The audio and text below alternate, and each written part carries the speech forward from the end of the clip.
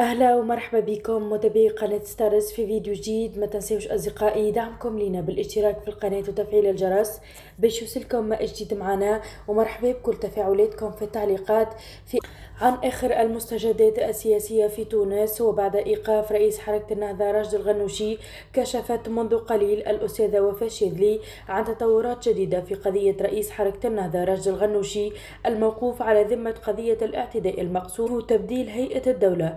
وأفادت الشاذلي بأنه قد تم العثور على هاتف جوال مخبأ بمكان لا يخطر ببال أحد بمنزل ابنة الغنوشي، وسيقع إحالة السهر وابنة الغنوشي على النيابة بحالة تقديم.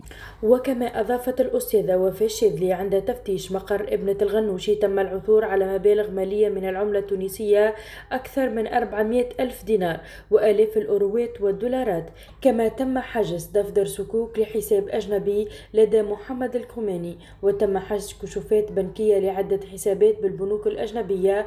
وأفاد المتحدث الرسمي باسم الإدارة العامة للحرس الوطني بأن النيابة العمومية لدى المحكمة الابتدائية بتونس قد عهدت للفرقة المركزية الخامسة لمكافحة جرائم تكنولوجيا المعلومات والاتصال لمباشرة الأبحاث والاستقراءات وإنجاز التساخير الفنية اللازمة على إثر التصريحات التي أدلى بها رئيس حركة النهضة راشد الغنوشي، والتي تندرج ضمن أفعال مجرمة متعلقة بالاعتداء المقصود منه تبديل هيئة الدولة أو حمل السكان على مهاجمة بعضهم بعض بالسلاح وإثارة الهرج والقتل والسلب. كما أذنت النيابة العمومية بوضع مقر حزب حركة النهضة على ذمة الفرقة المذكورة لتفتيشه، هذا وقد تم الاحتفاظ ب5 أشخاص آخرين ضمن هذه القضية.